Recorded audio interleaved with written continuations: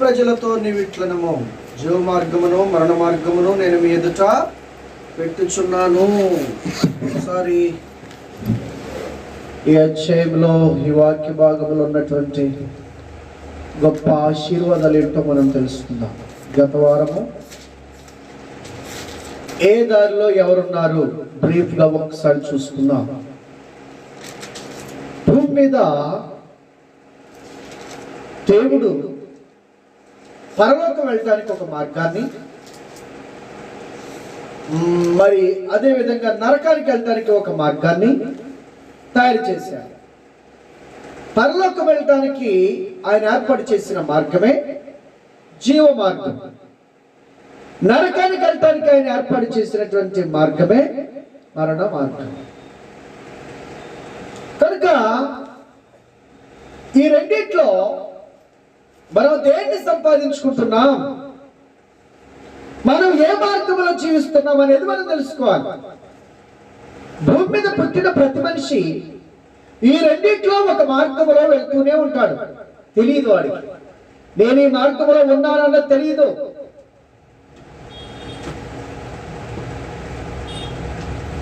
తెలిసేసరికి అంతా అయిపోతుంది. కానీ ముందే తెలుసుకుంటే ఎంతో మంచిది. క్యాన్సర్ 0 పాయింట్లో ఉన్నప్పుడు తెలుసుకోవాలట. 100% చికిత్స ఇవ్వచ్చట.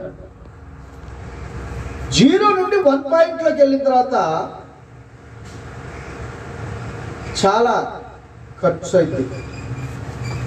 2 పాయింట్లోకి వెళ్ళిన తర్వాత అది జీవితాంతం తగ్గదట. 3కి వెళ్తే ఉపశమనం మాత్రమే కానీ తప్పకుండా మరణానికి వెళ్తాం. అలాగే ప్రియులరా, దేవుడు పెట్టినటువంటి మార్గాలలో తప్పకుండా మనము ఏదో ఒక మార్గంలో ప్రయాణం చేయాల్సిందే. ప్రతి ఒక్క వ్యక్తి ఏదో ఒక రకంగా ఈ మార్గాల గుండా వెళ్లాల్సిందే, వెళుతూనే ఉంటాడు. కనుక జాగ్రత్తగా గమనించాలి. రెడ్డిగూడు రావాలంటే మైలవారం నుండి 2-3 దారులు ఉన్నాయి.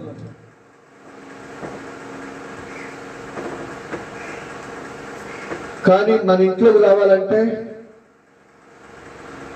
చూడండి, బెడ్రూమ్కి వెళ్ళాలన్నా ఒక ద్వారం ఉంది, దాని గుండా మనం వెళ్ళాలి. ప్రతి ఊరికి ఒక రోడ్డు మార్గం ఉండేది. అలాగే శరీరాన్ని చూసుకుంటే గాలి వెళ్ళడానికి ఒక మార్గము ముక్కులు, అన్నం తినడానికి ఒక మార్గము నోరు, వినడానికి ఒక మార్గము చెవులు, చూచుటకు ఒక మార్గము, మరి విసర్జక అవయవాలుగా విసర్జించబడటానికి ఒక మార్గము. ఇలా దేవుడు మార్గాలను ఏర్పాటు చేశాడు. విసర్జక అవయవాలను విసర్జించే మార్గము, దాన్ని విసర్జించకు మాత్రమే ఉపయోగించాలి. ఆహారం తినడానికి ఉపయోగించే మార్గము, ఆహారం తినడానికి మాత్రమే ఉపయోగించాలి. గాలి పీల్చుకునే మార్గము, గాలి పీల్చుకోవడానికే ఉపయోగించాలి. అంతేగాని గాలికి కేటాయించినటువంటి మార్గములో ఆహారం పంపించడానికి అవకాశం లేదు. ఆహారానికి దేవుడు ఏర్పరిచినటువంటి మార్గములో గాలిని పంపించడానికి అవకాశం లేదు. ఏ మార్గం గుండా కరెక్ట్ గా వెళ్ళవలసింది వెళితేనే క్షేమం, ఆరోగ్యం. అలా కాకుండా ఉంటే ప్రమాదమే. అలాగే ఇది ఎంత సత్యమో అలాగే జీవ మార్గంలో వెళుటకు దేవుడు ఏర్పరిచినటువంటి ఆ జీవ మార్గంలో వెళితే తప్పకుండా నిత్య జీవాన్ని పొందుకుంటారు. మరణ మార్గంలో గుండా వెళితే తప్పకుండా నరకానికి చేరుకుంటారు. ఇక దీంట్లో వేరే రూట్స్ మారడానికి అవకాశాలు లేవు. అసలు మరణ మార్గం అనేది ఎలా ఉండిద్ది, జీవ మార్గం అనేది ఎలా ఉండిద్ది అని చూసినట్లయితే మరణ మార్గములో ఉన్నటువంటి వ్యక్తులు ఇదిగో వీటి ద్వారా వెళతారు. ఒకసారి మనం చూసినట్లయితే చూడండి, రోమీయులకు రాసిన పత్రిక 1వ అధ్యాయము మరియు వారు ఎన్నో వచనం 28 మరియు వారు తమ మనస్సులో దేవునికి చోటు పోయిన గనుక చేయరాని కార్యములు చేయుటకు దేవుడు భ్రష్ట మనస్సుకు వారిని అప్పగించెను. అట్టివారు సమస్తమైన దుర్నీతితోను దుష్టత్వము చేతను లోభము చేతను ఈర్ష్య చేతను నిండుకొని మత్సరము నరహత్య కలహము కపటము వైరమును వాటితో నిండిన వారై కొండెగాండ్రును అపరాధకులను దేవద్వేషులను హింసకులను అహంకారులను వెంకబలాడువారును చెడ్డ వాటిని కల్పించువారును తల్లిదండ్రులకు అవిధేయులను అవివేకులను మాట తప్పువారును అనురాగరహితులను నిర్దయులైరి ఇట్టి కార్యములను అభ్యసించువారు విన్నారా? ఇట్టి కార్యములు చేయువారు మరణమునకు తగినవారు అను దేవుని న్యాయ విధిని వారు బాగుగా ఎరిగియు వాటిని చేయుచున్నారు. ఇది మాత్రమే కాక వాటిని అభ్యసించు వారితో సంతోషముతో సమ్మతించుచున్నారు. చూసారా, ఇది మరణ మార్గం అండి. ఇవి చేస్తూ మన జీవితం కొనసాగుతున్నట్లయితే మనం ఎక్కడున్నాము అంటే మరణ మార్గములో ఉన్నాము. ఎక్స్రే, ఇది స్కానింగ్, రక్త పరీక్ష చేస్తే రక్తములో ఏ మలినాలని ఎలా తెలుస్తుందో, నీ జీవితాన్ని ఒక్కసారి దేవుని వాక్యము దగ్గరికి వచ్చి పరీక్షించుకుంటే నీవు ఏ మార్గములో ఉన్నావో నీకు తెలుస్తుంది. జీవ మార్గములో ఉన్నావా, మరణ మార్గములో ఉన్నావా అని తెలుసుకోవడానికి దేవుడు తెలియచేస్తున్న మార్గం ఇది. స్కానింగ్, నీ జీవితాన్ని స్కాన్ చేసి చూసుకో. ఈ వాక్య భాగంలో దేవుడు చెప్పినటువంటి ఇలాంటి క్రియలు నీ జీవితంలో కొనసాగుతున్నాయంటే నీవు ఏ మార్గంలో ఉన్నావో పరిశీలించుకోవాలి. ఆ తర్వాత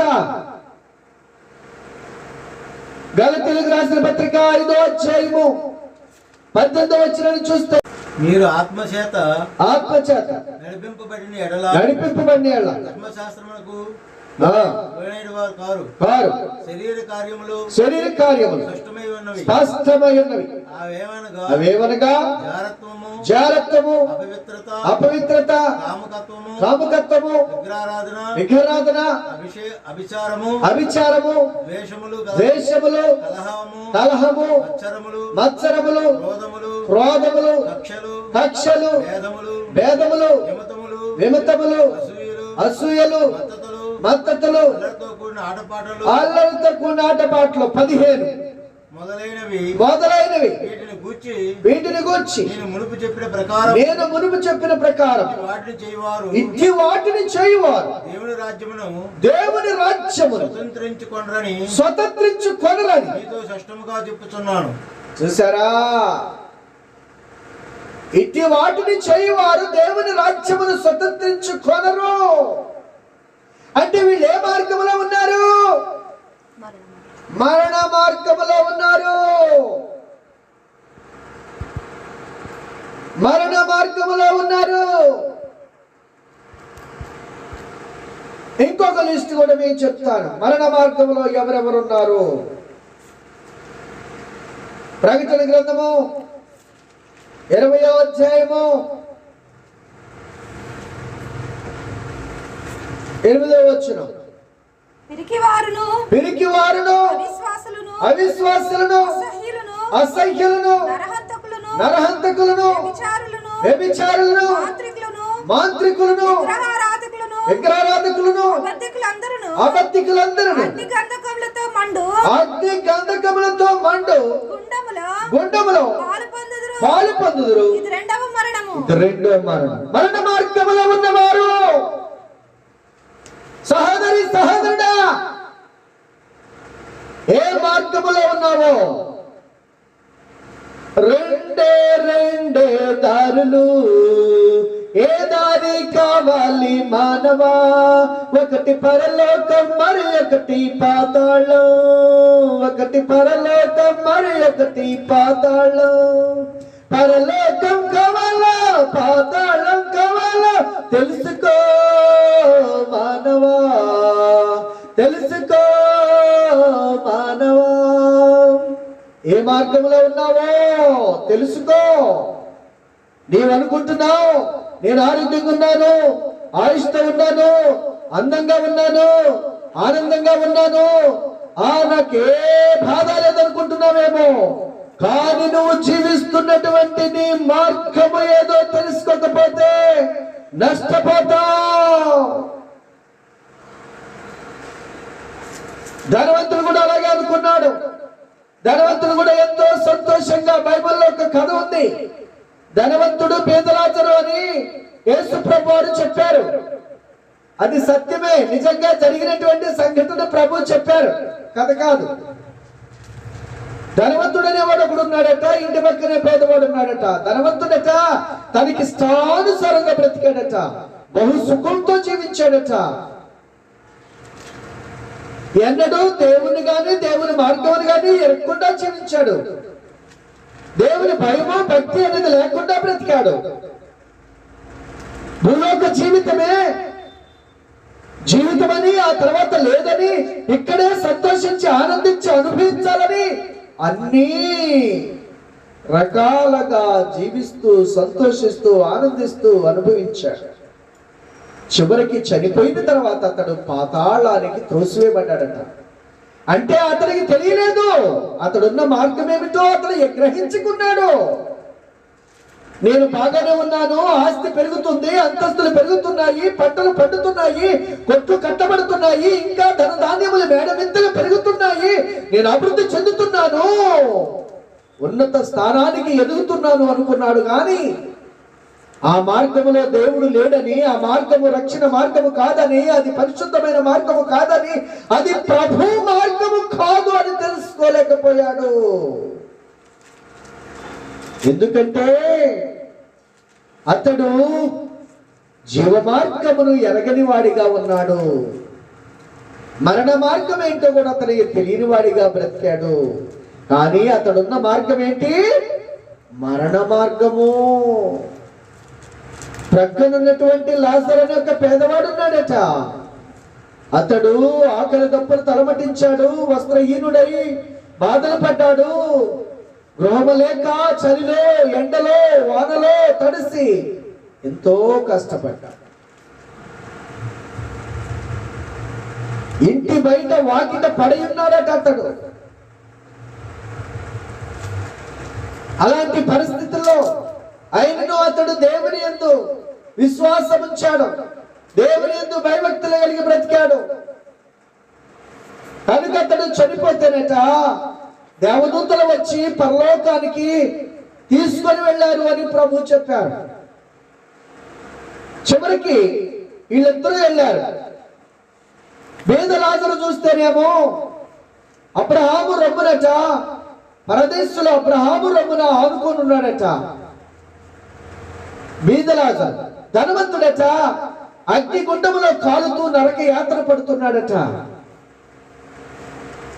భూమి మీద బ్రతుకుతున్నప్పుడు వాళ్ళు ఏ మార్గంలో జీవిస్తున్నారో తెలుసుకోవాలి. ధనవంతుడు తెలుసుకోలేదు, అందువల్ల అతడు గమ్యాన్ని చేరాడు. మనం ఒక మార్గంలో వెళ్ళేటప్పుడు ఒక గమ్యాన్ని చేరుకుంటాం. అలాగే మరణ మార్గంలో మనం చేరే గమ్యమే పాతాళం, నరకం, అగ్నిగుండం. జీవ మార్గంలో మనం చేరుకునేటటువంటి ఆ చివరి గమ్యస్థలమే పరలోకం, నిత్య జీవం, దైవ రాజ్యం. మరి ఏది దైవరాజ్యం అంటే ఎలా తెలిసింది మనకి? జీవ మార్గంలో ఉన్నవాడని ఎలా తెలిసింది? ఇప్పుడు మనకి తెలిసింది. మరణ మార్గంలో ఎవరున్నారు? ఇప్పుడు చెప్పినటువంటి లిస్టులు. ఈ పాపములు చేయొచ్చు, ఈ పాపములో నువ్వు బ్రతుకుతున్నట్లయితే నువ్వు మరణ మార్గంలో ఉన్నావనడానికి ఇది నిదర్శనం. మరి జీవ మార్గంలో ఉన్నావడానికి గుర్తేంటి? జీవ మార్గం అంటే ఏంటి అసలు?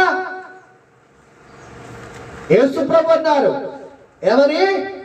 నేనే మార్గము, నేనే సత్యము, నేనే జీవము. జీవము ఆయననట, జీవ మార్గము ఆయననట, సత్యం ఆయననట. చూసారా ప్రియులరా? యేసు ప్రభు మార్గమే జీవ మార్గము. జాగ్రత్త. నోటి ద్వారా గాలి పీల్చకూడదు. నోటి ద్వారా అన్నపానములు తీసుకుంటే అవి కడుపులోకి వెళ్ళి జీవ రసాల చేత జీర్ణించబడి చక్కగా రక్తంలో కలిసింది. ఇది సరి అయిన మార్గం. అలా కాకుండా ఎటైనా పోయేది కడుపులో కానీ ముక్కులో కొంట నెడితే ఏమైంది? ముక్కులో కొంట నెడితే ఊపిరితిత్తుల్లోకి వెళ్ళి చస్తాడు. ఆహారం జీర్ణం అవుతుంది, అది కుళ్ళి పాయిజన్ గా మారిపోతుంది, చనిపోతాడు. ఇది ఎంత సత్యమో అలాగే నీ జీవితంలో జీవ మార్గమై ఉన్న క్రీస్తు మార్గంలో నువ్వు వెళితేనే నువ్వు నిత్య జీవాన్ని చేరుకుంటావు. అలా కాకుండా ఏదో ఒక మార్గంలో నేను ఎన్నో చేరుకుంటాలే, ఏదైనా వెళితేలే, ఏ మార్గమైనా వెళితేలే, ఎవరికి వెళ్ళేది అందరూ అక్కడికెళ్ళే అనుకోవటం పొరపాటు. అనుకోవటం పొరపాటు. ముక్కులో నుండి పీల్చిన గాలి కడుపులోకి వెళ్తుంది అనుకుంటున్నావు. లేదు, ఒక ప్రత్యేకమైన అవయవాల్లోకి వెళ్ళింది. అది శ్వాస రంధ్రముల ద్వారా, శ్వాస నాళముల ద్వారా ఊపిరితిత్తులోనికి వెళ్ళిపోతుంది. అది ప్రత్యేకమైన మార్గం గాలికి. అన్న పానీయాలు మనం తీసుకునేవి నోట్ల ద్వారా, నోటి నుంచి అన్నవాహిక ద్వారా, అన్నవాహిక నుంచి అన్నాశయాన్ని చేరి అక్కడి నుంచి ప్రేమలోనికి, అక్కడి నుంచి అరుగుతూ అరుగుతూ అరుగుతూ అది పాయుకు చేరి బహిర్భూమికి చేరుతుంది. దాంట్లో ఉన్నటువంటి పోషక పదార్థాలన్నీ రక్తంలో కలుస్తాయి. ఇది సరి అయిన మార్గం. ఇది ఎంత సత్యమో అలాగే నువ్వు పరలోకం వెళ్ళడానికి యేసు క్రీస్తు మార్గమై ఉన్నారనేది, ఆయన జీవమై ఉన్నారనేది అంత సత్యం. వేరొక మార్గము ద్వారా, వేరొక దారుల ద్వారా, వేరొక దేవుడు దేవతల ద్వారా వెళ్ళట సత్యము. డబ్బును సంపాదించుకోవడానికి, ఆస్తి కూడబెట్టుకోవడానికి, ఆరోగ్యాన్ని పొందుకోవడానికి, ఆశించినది అనిపించడానికి వేరు వేరు మార్గాలు ఉన్నాయి. వేరు వేరు రూట్లలో నువ్వు వెళ్ళి వేరు వేరు వాటిని వెంబడించడం ద్వారా నువ్వు వాటిని పొందుకోగలవేమో కానీ నీ జీవితంలో చేస్తున్న పాపానికి క్షమాపణ రావాలి అంటే, శాపము నుంచి నువ్వు విముక్తి పొందాలి అంటే, నిత్య నరకము నుండి నిత్య పాతాళము నుంచి విమోచించబడి నిత్య జీవములో చేరాలి అంటే నువ్వు తప్పకుండా క్రీస్తు మార్గములోనికి రావాలి.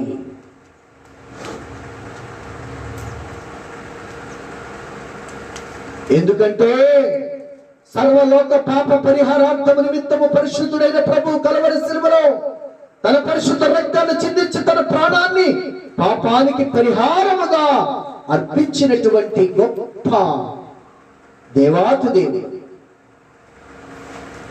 ఎలా చెప్పుచున్నావు? దేవాతి దేవుడు శిలువలో చనిపోయిన వాడు అనుకుంటున్నావా?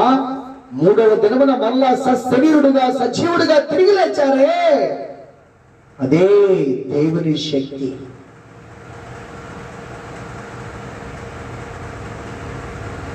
ఆయన ముందుగానే చెప్పారు, ప్రాణమిచ్చుటకును ప్రాణం తీసుకోవడానికి అధికారం ఉన్నది నాకు అని. నీకున్నదా? నీ ప్రాణం ఇవ్వడానికి, నీ ప్రాణం తీసుకోవడానికి మరి అధికారం ఉందా నీకు? లేదు. ప్రాణం ఇవ్వడానికి ఇవ్వగలమేమో కానీ మరలా ప్రాణం పొందుకోవడం అనేది నీ వశములో లేదు. అది ఒక్క జీవాధిపతికి మాత్రమే ఉంటుంది, జీవానికి అధిపతి ఆయన. కనుక జీవ మార్గమే క్రీస్తు మార్గము. తమ ఇష్టానుసారముగా తమకి ఇష్టం వచ్చినట్లుగా జీవించువారు వెళ్ళే మార్గమే మరణ మార్గము. దేవుని చిత్తానుసారముగా క్రీస్తు మార్గములో జీవించే వారు వెళ్ళే మార్గమే జీవ మార్గము. కనుక మనం గ్రహించాలి.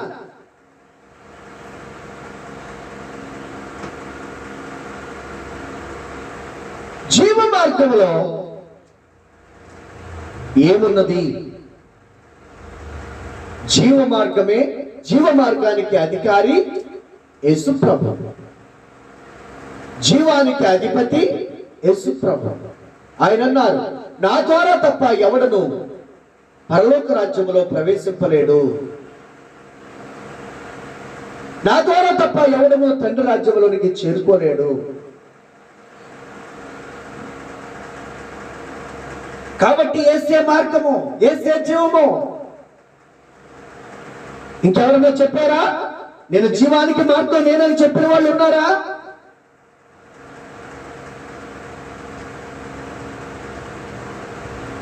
లేదే.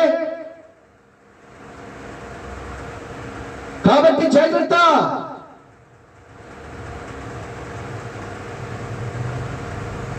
ఒక క్రమమైనటువంటి మార్గం గుండా మనం వెళ్ళాలి, సరి అయిన మార్గం గుండా మనం వెళ్ళాలి. సరి అయిన దారిలో వెళ్తే సరి అయిన ప్రాంతానికి చేరుకుంటాం. కరెక్ట్ అయినటువంటి మార్గంలో వెళ్తే కరెక్ట్ గా మనం చేరుకోగలుగుతాం.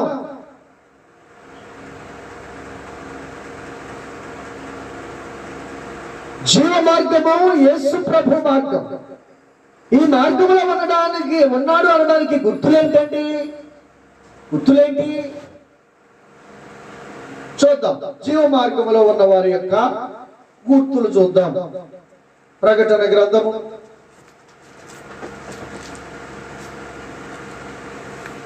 7వ అధ్యాయం 13వ వచనం నుండి చూద్దాం.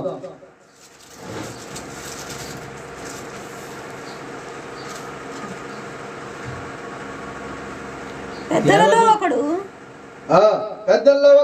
తెల్లని వస్త్రములు ధరించుకొని ఉన్నా వీరెవరు ఎక్కడి నుండి వచ్చిరని నన్ను అడిగెను. అందుకు నేను అయ్యా మీకే తెలియననగా ఇలాగు నాతో చెప్పెను. వీరు మహాశ్రమల నుండి వచ్చిన వారు గొర్రెపిల్ల రక్తములో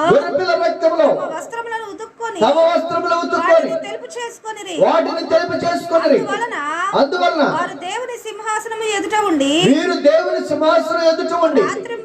రాత్రింబగళ్ళు ఆయన ఆలయములో ఆయనను సేవించుచున్నారు.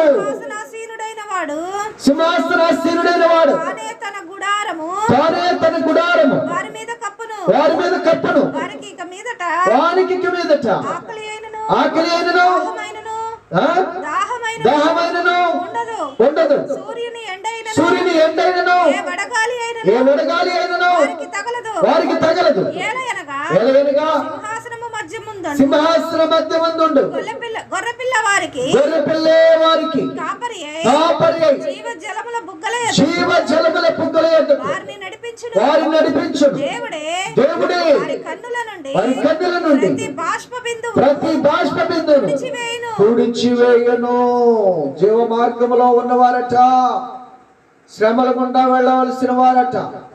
సహోదరుడా, యేసు ప్రభువుని నమ్ముకున్నందుకు, మారు మనసు పొందాలనుకున్నప్పుడు నీ చెడు స్నేహాలను విడిచిపెట్టాలి, నీ చెడ్డ సంబంధాలను విడిచిపెట్టాలి, నీ చెడు రోత అలవాట్లన్నీ విడిచిపెట్టాలి. కష్టం కదా, బాధ కదా. త్రాగుడు విడిచిపెట్టాలన్నా, జోదం విడిచిపెట్టాలన్నా, వ్యభిచారం విడిచిపెట్టాలన్నా, అబద్ధాలు విడిచిపెట్టాలన్నా,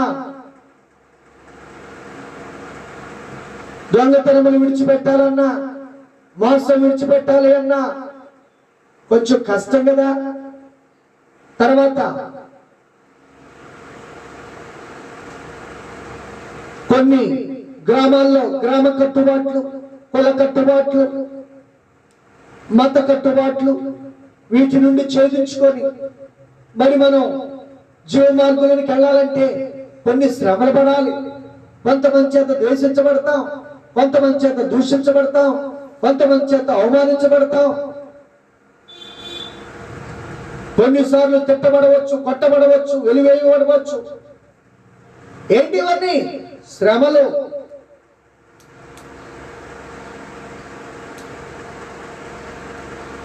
లోకములో తమ ఇష్టానుసారంగా బ్రతికేవారు అంటే మరణ మార్గంలో ఉన్నవారు వారికి ఇష్టమైన పనులు చేస్తారు. మనం చూసాం కదా ఇందాక అన్ని లిస్టులు, అవన్నీ చేసుకుంటూ వెళ్ళిపోతుంటారు. వాళ్ళకి ఏ భయము ఉండదు. మనుషుల భయము, దేవుని భయము లేదు. తమ ఇష్టానుసారంగా తమకు నచ్చినట్లు చేసుకుంటూ, నచ్చినట్లు జీవించుకుంటూ జీవితాన్ని గడుపుతారు. కానీ ఇక్కడ అలా కాదు కదా. దేవుని వాక్యానుసారంగా బ్రతకాలి, పరిశుద్ధనాన్ని ఆచరించాలి, ఉపవాస దినాన్ని పాటించాలి, ప్రతిదినము దేవుని వాక్యాన్ని ధ్యానించాలి. అరుణోదయమున లేచి దేవుని సన్నిధిలో హృదయాన్ని కుమ్మరించి మన కొరకు, బిడ్డల కొరకు, దేశంలో ఉన్న ప్రధానుల కొరకు, అధికారుల కొరకు, ప్రజలందరి కొరకు ప్రార్థన చేయాలి.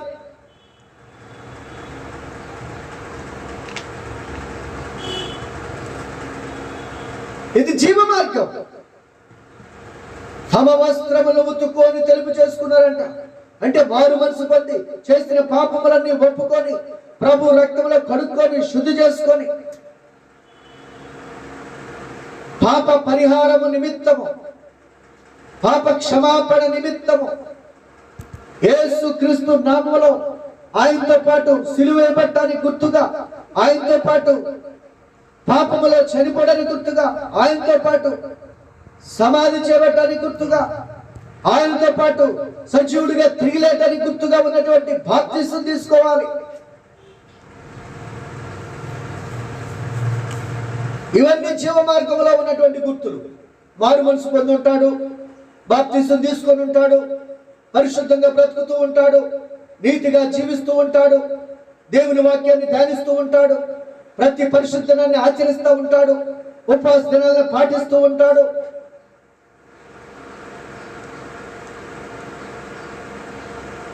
సాక్ష్యాన్ని చెప్పుతూ ఉంటాడు. చూసారా? వీళ్ళు జీవ మార్గంలో ఉన్నారనడానికి గుర్తు.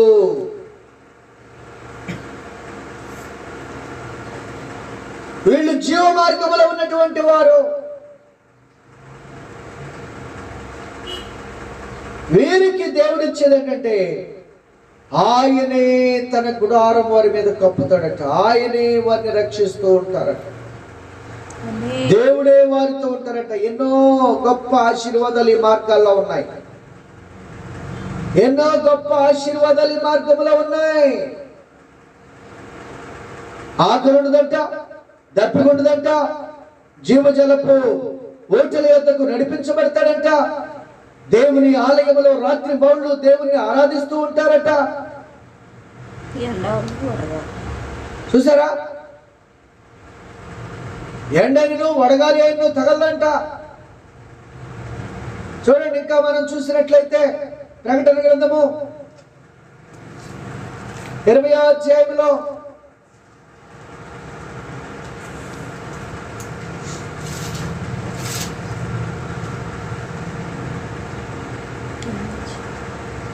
ప్రకటన గ్రంథము 20వ అధ్యాయంలో మనం చూసినప్పుడు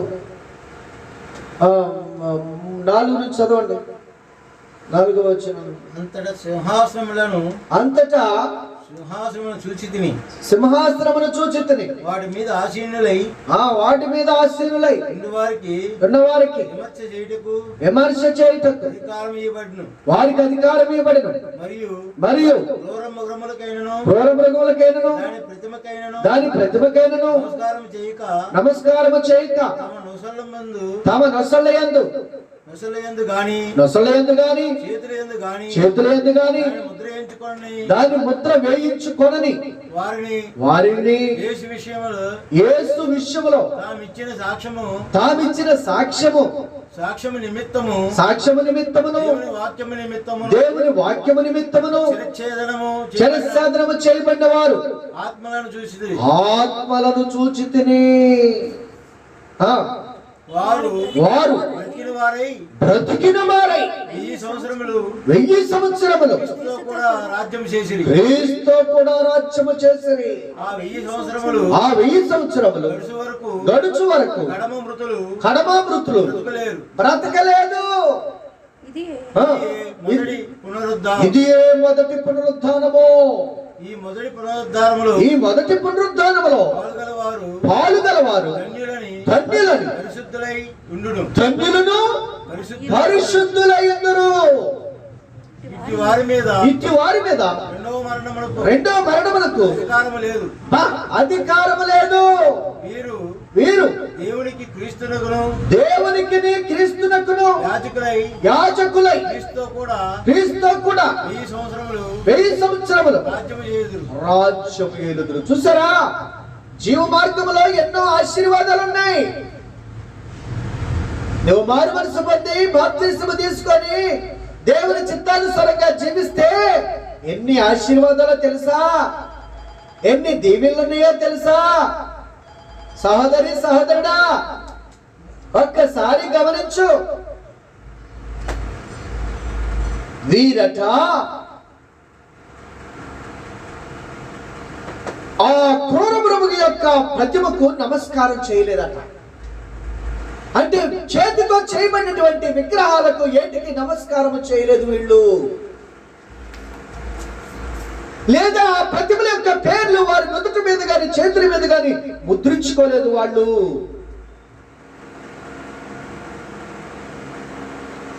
యేసు ప్రభువు చేసిన కార్యములు, వారి జీవితంలో చేసిన మేలులు, ఉపకారములు, వారి జీవితాన్ని మార్చిన విధానాన్ని సాక్ష్యంగా చెప్పినటువంటి ప్రజలు వీళ్ళు.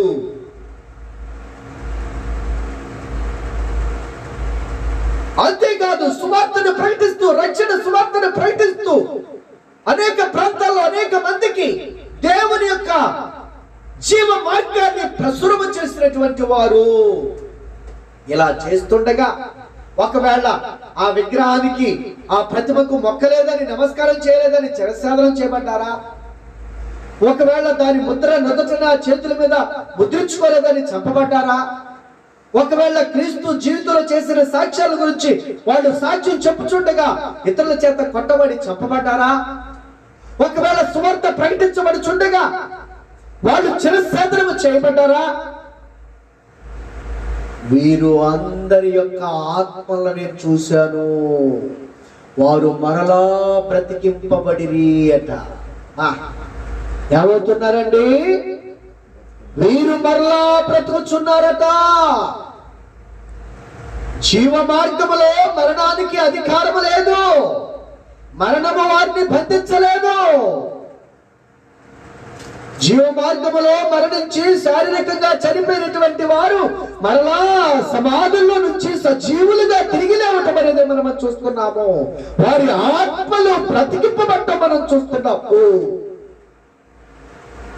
ఇది మొదటి పునరుత్థానమట.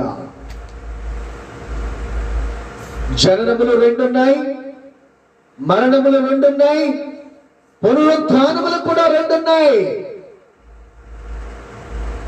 మొదటి పునరుత్థానములో ఎవరు లేస్తారు? ఎవరైతే గొర్రెపిల్ల రక్తములో తమ వస్త్రములు ఉతుక్కొని తెలుపు చేసుకొని ఉన్నారో, ఎవరైతే గొర్రెపిల్లైన క్రీస్తు ప్రభు వారి జీవితంలో చెప్పినటువంటి, చేసినటువంటి కార్యములను వారు సాక్ష్యముగా ప్రకటిస్తూ ఉన్నారో, ఎవరైతే సువార్తను ప్రకటించి నశించున్న ఆత్మను రక్షించడానికి ప్రయాసపడుతూ ఉన్నారో, ఎవరైతే మహాశ్రమల గుండా, శోధన గుండా, కష్టముల గుండా క్రీస్తు మార్గములోనే తప్పిపోకుండా జీవిస్తూ ఉంటున్నారో, వాళ్ళందరూ ఒకవేళ చనిపోయినా మరలా బ్రతికించబడతారు. మరలా బ్రతికే పునరుత్థాన శక్తి ఏ మార్గంలో ఉంది? జీవ మార్గములో ఉన్నది.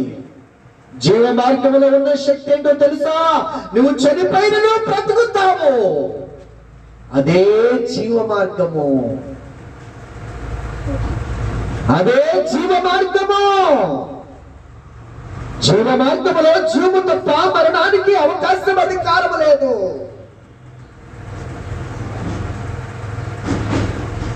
అవకాశము గాని అధికారము గాని లేదు మరణానికి. సహోదరి సహోదరుడా, తెలుసుకో.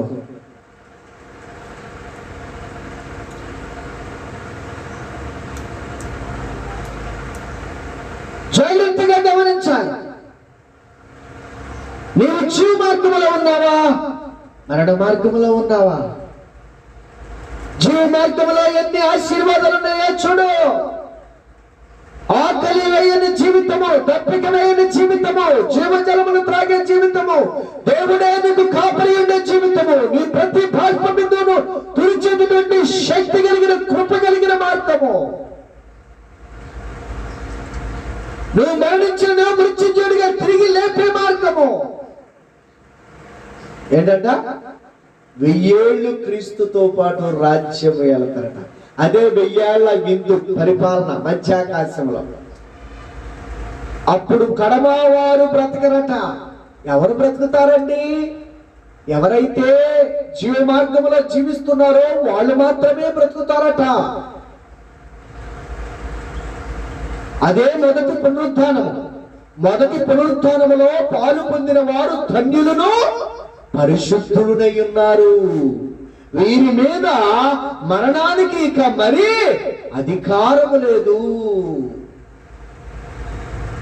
యుగ యుగములు తరతరములు దేవునితోనే, దేవుని ఆలయములో రాత్రింబవళ్ళు ఆయన్ని స్తుతిస్తూ ఆరాధిస్తూ ఉంటారు వీళ్ళు. ఎంత ఆశీర్వాదం అండి! మానవ జీవితానికి ముగింపు ఈ భూమి మీద మాత్రమే కాదు, మానవ జీవితానికి ముగింపు అనేది పరలోకములోనే ఉంది.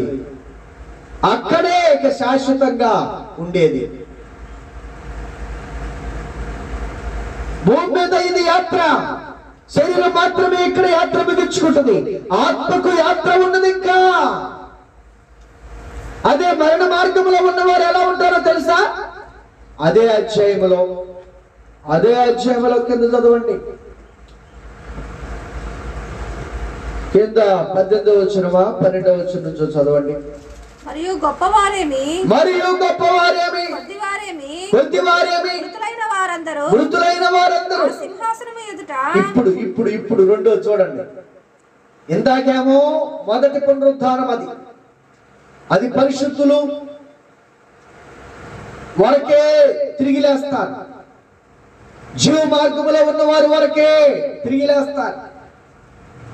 వాళ్ళు 1000 ఏళ్ల పరిపాలన అయిన తర్వాత, 1000 ఏళ్ల విందు అయిపోయిన తర్వాత, అప్పుడు సింహాసనం మీద దేవదేవుడు ఉన్నప్పుడు ఈ పాత ఆకాశము, పాత భూమి అన్ని ఎగిరిపోతాయట. ఇవి నిలవటానికి స్థలము కూడా ఉండదట. అప్పుడు కొద్దివారేమి గొప్పవారేమి మృతులైన వారందరూ ఆదాము దగ్గర నుంచి ఇప్పటి వరకు మృతులైన వారందరూ ఆ సింహాసనం ఎదుట నిలబడి చూచితిని. అప్పుడు గ్రంథములు విప్పబడెను, మరియు జీవ గ్రంథములు వేరొక గ్రంథము విప్పబడెను. ఆ గ్రంథముల యందు అంటే చాలా గ్రంథాలు ఉన్నాయి అక్కడ. ఆ గ్రంథాలన్నింటిలో కూడా జీవ గ్రంథం అనేది ప్రాముఖ్యమైనటువంటి గ్రంథం. ఈ గ్రంథముల్లో ఎవరి చిట్ట, ఎవరు బ్రతుకు అక్కడ. వ్యభిచారులకు గ్రంథం, త్రాగుబోతులకు గ్రంథం, జోదుగాళ్లకు గ్రంథం, దొంగలకు గ్రంథం. చూసారా, మనం కూడా సెక్షన్ పెట్టుకుంటాం కదా. త్రాగుబోతులకు ఒక సెక్షన్, జోదుగాళ్లకు ఒక సెక్షన్, నరహంతకులకు ఒక సెక్షన్, ఇతరుల్ని పాడు చేసిన వారికి మానభంగం చేసిన వారికి ఒక సెక్షన్ ఉంటాయి కదా మన దగ్గర సెక్షన్లో, అలాగే అక్కడ కూడా ఉన్నాయి సెక్షన్లో, గ్రంథాలు ఉన్నాయి అట్లా. ఆ గ్రంథముల యందు రాయబడి ఉన్న వాటిని బట్టి తమ క్రియల చొప్పున మృతులు తీర్పు పొందిరి. చనిపోయినంత మాత్రాన నీకు తీర్పు అయిపోయింది అనుకోవటం తప్పు. అసలు తీర్పు అక్కడ ఉంది. ఇక్కడ ఏదో విధంగా నేను తప్పించుకున్నానులే, ఇక్కడ ఏదో విధంగా నేను చక్కగా జాగ్రత్తగా జ్ఞానంతో, నా తెలివితో, నా బుద్ధితో భలే నటిస్తున్నాను, భలే తప్పించుకున్నాను, భలే జ్ఞానంగా ప్రవర్తిస్తున్నాను అనుకుంటున్నావా? నువ్వు తప్పించుకోవడానికి అవకాశం లేదు.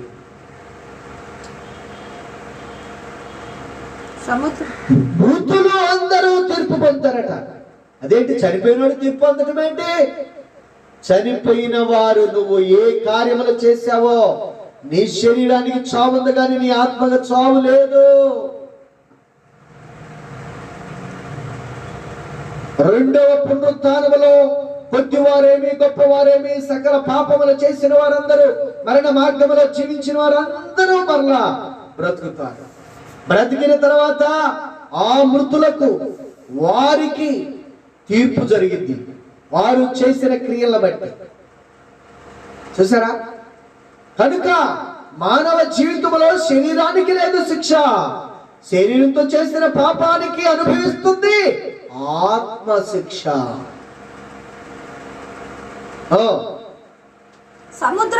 సముద్రము తనలో ఉన్న మృతులను అప్పగించును, మరణమును పాతాళ లోకమును వాటి వశములోనున్న మృతులను అప్పగించు. ఏమండి గమనించారు ఇక్కడ? అసలు సముద్రం అట, సముద్రంలో చచ్చిపోయిన మృతులను అప్పగించిందట. పాతాళం అట, పాతాళంలో ఉన్నటువంటి మృతులందరిని అప్పగించిందట. ఇక ఉరేసుకొని కిసరలు పోసుకొని తగలబడి చచ్చిపోతారు. మరణము కూడా తన మృతులను అప్పగించిందట. సముద్రమే తన చిట్టాన్ని అప్పగించాలి, పాతాళమే తన చిట్టాన్ని అప్పగించాలని దేవుడు ఆజ్ఞాపించి అవి అప్పచెబుతుంటే, మరి నీవు నేను అప్పచెప్పవలసిన బాధ్యత లేదనుకుంటున్నావా సహోదరుడా? దేవుడు నీకు ఇచ్చిన జీవితాన్ని ఎలా గడుపుతున్నావు? దేవుడు నీకు ఇచ్చిన ఆయుష్ను, ఆరోగ్యాన్ని ఎలా జీవిస్తున్నావు? ఎలా వాడుకుంటున్నావు? దాన్ని నీ ఇష్టానుసారంగా జీవిస్తున్నావా? జాగ్రత్త, నువ్వు మరణ మార్గములో ఉన్నావు. గ్రంథములు విప్పబడినప్పుడు నీవు చేసిన క్రియలను బట్టి నువ్వు తీర్పు పొందబోతున్నావు. ఎలాంటి తీర్పుది? పాతాళ లోకమును వాటి వశంలో ఉన్న మృతములను అప్పగించెను, వారిలో ప్రతివాడు తన క్రియల చొప్పున తీర్పు పొందెను. మరణమును మృతుల లోకమును అగ్నిగుండములో పడివేయబడును. చూసారా? అందరూ తీర్పు పొందిన తర్వాత ఎక్కడికి వెళ్ళిపోతారంట? మరణమును మృతుల లోకమును అగ్నిగుండములో పడవేయబడును. ఈ అగ్నిగుండము రెండవ మరణము. ఎవని పేరైనను జీవ గ్రంథమందు రాయబడినట్టు కనబడని ఎడల వాడు అగ్నిగుండములో పడవేయబడును. ఇది రెండవ మరణము. చూసారా? కనుక మన జీవితాన్ని మార్చుకోవాలి, మన బ్రతుకును మార్చుకోవాలి.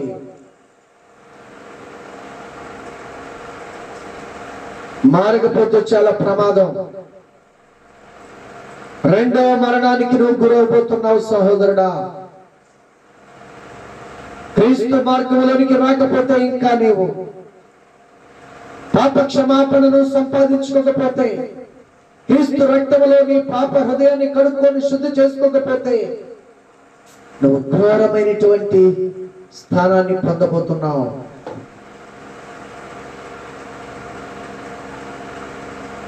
రెండవ మరణం. ఆ తర్వాత అంతటా నేను క్రొత్త ఆకాశమును క్రొత్త భూమిని చూచితిని. మొదటి ఆకాశమును మొదటి భూమియు గతించిపోయి, సముద్రము ఇక లేదు. మరియు యెరూషలేము నేను అను నూతనమైన యెరూషలేము అను ఆ పరిశుద్ధ పట్టణము ఆ పరిశుద్ధ తన పట్టణము భర్త కొరకు అలంకరింపబడిన తన భర్త కొరకు అలంకరించబడిన కుమార్తె వలె పెండ్లి కుమార్తె వలె సిద్ధపడి పరలోకమందున్న దేవుని యొద్ద నుండి దేవుని యొద్ద నుండి దిగి వచ్చుట చూచితిని. అప్పుడు అదేంటి దిగిరాటం ఏంటి? కింద నుంచి పైకి వెళ్ళాలి కానీ మొదట పునరుద్ధానములో లేపడ్డారు కదా వాళ్ళందరూ.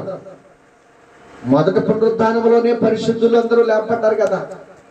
జీవ మార్గంలో జీవించిన వారందరూ లేపడ్డారు కదా. తండ్రి వద్ద ఉన్నారు వాళ్ళు. కాబట్టి నూతన యెరూషలేముకి దిగి కిందకు వస్తారట మరలా. ఇక అప్పుడు ఇక్కడ కొత్త ఈ పాత భూమి పాత ఆకాశం ఉండదట, కొత్త భూమి కొత్త ఆకాశం ఉండిద్దట. ఇక ఇప్పుడున్న సముద్రాలు ఉండవంట. అప్పుడు పెళ్లి కుమార్తె దిగి వస్తదట సంఘం. అప్పుడు ఇదిగో దేవుని నివాసము, ఇదిగో దేవుని నివాసము మనుషులతో కూడా ఉన్నది, మనుషులతో కూడా ఉన్నది. ఆయన వారితో కాపురము వారు ఆయన ప్రజలయ్యుందురు. ఏంటది? కాపురముండును, కాపురముండును వారు ఆయన ప్రజలయ్యుందురు. దేవుడు తానే వారి దేవుడయ్యుండి వారికి తోడయ్యుండును.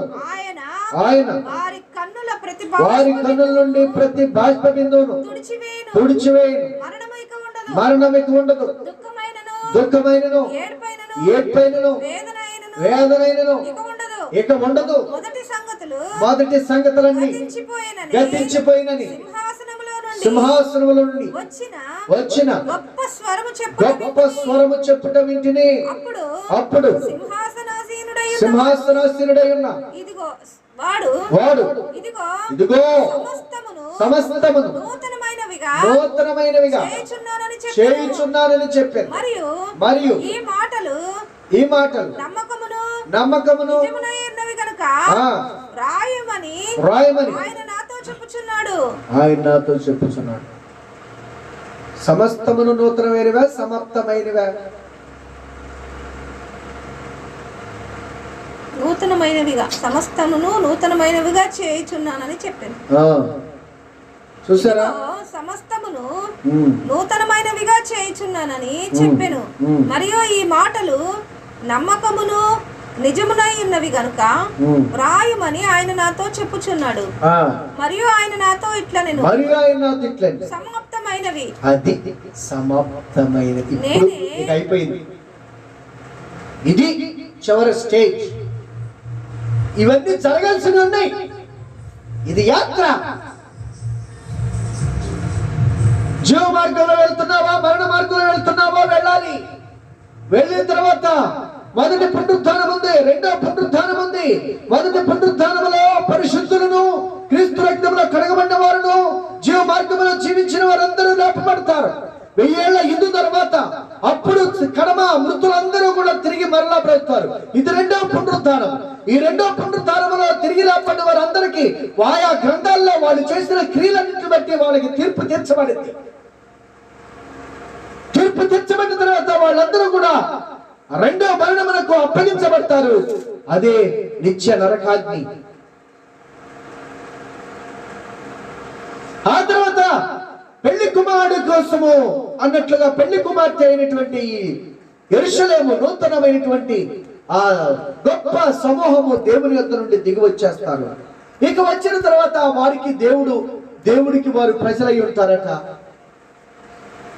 చూసారా? అక్కడ ఆకలైన దప్పికైనా ఉండదంట, ఏడ్పైనను దుఃఖమైనో కన్నీరైనో వేదనైనో ఉండవంట, ఇంకా ఆకలి బాధలనే ఉండవంట. వారికి దేవుడు ఆయనే ఉంటారట, ఒకే దేవుడు. ఆ ప్రజలు వారికి ఆయన ప్రజలై ఉంటారట. ఇది ఎక్కడ చేసుకోవాలనుకుంటే అసలు దేవుడు ఇదంతా అవ్వాదాము దగ్గర వాళ్ళకు పుట్టిన బిడ్డల ద్వారా ఆ రాజ్యాన్ని స్థాపించాలనుకున్నాను. కానీ ఆదాము చేసినటువంటి ఆ పాపను బట్టి ఈ జీవిత చక్రం అంతా జరుగుతుంది. ఇదంతా జరిగిన తర్వాత చివరికి క్లైమాక్స్ లో ఈ మార్గముల గుండా పయనించిన వాళ్ళందరికీ కూడా ఒక కాలము సమీపమైనప్పుడు తప్పకుండా ఆయన ప్రభు తిరిగి వస్తారు. వచ్చినప్పుడు మొదటి పునరుద్ధానం వాళ్ళు తిరిగి లేస్తారు. మొట్టమొదటిగా వాళ్ళు దేవుని బహుమానములు పొందుకుంటారు. తర్వాత రెండో పునరుద్ధానములో పాపములో మరణ మార్గములో జీవించిన వారందరూ తిరిగి లేస్తారు. వాళ్ళు చేసిన తప్పులకు పాపాలకు తగినటువంటి శిక్ష తీర్పు పొందుకుంటారు. కనుక ప్రియ సహోదరులారా, ఈ విధముగా జరిగిన తర్వాత అప్పుడు సమాప్తమైందట. కనుక మన జీవితం ఇప్పుడే సమాప్తం అవ్వలేదు. నా వయసు అయిపోయిందిలే, నా జీవితం ఇంకేముందలే, ఏదైనా ఏమైందిలే, నేను ఏ దేవుడైనా ఏ మార్గం గుండా అయినా నేను వెళ్తానులే అనుకోవటం తప్పు. జీవానికి వెళ్ళే ఒకే ఒక మార్గం ఉంది, మరణానికి వెళ్ళటానికి ఒక మార్గం ఉంది. నువ్వు జీవించే జీవితములో నువ్వు ఎంపిక చేసుకోవాలి. కనుక ఒక్కసారి నిన్ను పరిశీలన చేసుకో. ఏ మార్గంలో జీవిస్తున్నావు, ఏ మార్గంలో నీ జీవితం కొనసాగుతుంది. గొప్ప ఆశీర్వాదాలు, మరణమునే జయించి తిరిగి లేచే మహిమ శరీరమును దాల్చుకునే ఆశీర్వాదం జీవమార్గంలో ఉంది. ఆకలి దప్పులు లేని అనంతమైనటువంటి శక్తిని పొందుకునే కృప జీవమార్గంలో ఉంది. జీవజలములను జీవ వృక్ష ఫలములను తినే కృప ఆశీర్వాదము జీవమార్గంలో ఉన్నది. తరతరములు యుగములు దేవదేవులతో ఉండే భాగ్యము జీవమార్గంలో ఉన్నది. ఇన్ని ఆశీర్వాదాలను కోల్పోతావా? ఇన్ని దీవులను కోల్పోతావా? అల్పకాల సుఖభోగముల కొరకు వాటిని ఆశించి ఇంత శాశ్వతమైన ఆశీర్వాదాలను కోల్పోతావా? ఒక్కసారి నిన్ను పరిశీలన చేసుకొని ప్రభు సన్నిధిలో ప్రార్థన చేసుకుందాం. పరిశుద్ధుడు విన్న తండ్రి, ప్రేమ నమ్మకమైన మా దేవా, నీ పాదాలకి స్తుతులు స్తోత్రములు. యేసు ప్రభువా, నీ ప్రేమను బట్టి వందనాలు. అయ్యో, ఎంతో కాలము మేము ఆ మరణ మార్గములో ఉన్నాం. మీ దయను బట్టి మమ్మల్ని విడిపించి మరణ మార్గముల నుంచి జీవ మార్గములోనికి మమ్మను ప్రవేశపెట్టిన దేవా, మీకు స్తోత్రములు, మీకు వందనాలు చెల్లిస్తున్నాం తండ్రి. కానీ మా బంధువులు, మా స్నేహితులు, మా రక్త సంబంధులు, మా చుట్టుపక్కల అనేక మంది, ఎంతో మంది ప్రభువా మరణ మార్గంలో ఉన్నారయ్యా. దేవాది కృపలో జ్ఞాపకం చేసుకోండి. వారిని విడిపించబడి రక్షించబడే భాగ్యం దయచే తండ్రి. భూమి మీద ఉన్న జీవితమే ముగింపు కాదు. ఆ తర్వాత యుగములు తరతరములు ఉండే జీవితమే ముగింపు నాయన. అదే శాశ్వతమైనది ప్రభు. అందుకే నీ పాదాలు పట్టుకుని అడుగుచున్నా. ఆ శాశ్వతమైన దీవెనలను ఆశీర్వాదాలు పొందుకునే కృపను మాకు అందరకు దయచేసి నడిపించి రక్షించి మహిమ ఘనత ప్రభావాలు పొందమని క్రీస్తు నామమున ప్రార్థించి వేడుకొనుచున్నాను తండ్రి. ఆమేన్. నా తండ్రి అనేటువంటి దేని యొక్క దీవెన, కుమారుడైన యేసుక్రీస్తు వారి కృప, పరిశుద్ధాత్మ తండ్రి యొక్క అన్యోన్య సహవాసం ఇక్కడ మనకు ఆశించిన ప్రతి బిడ్డకును ఈ వాక్యమని జీవ మార్గములకు వచ్చిన ప్రతి బిడ్డ నిత్య జీవాన్ని చేరుకునే కృపను అనుగ్రహించి మహిమ ఘనత ప్రభావములైన పొందునుగాక. ఆమేన్.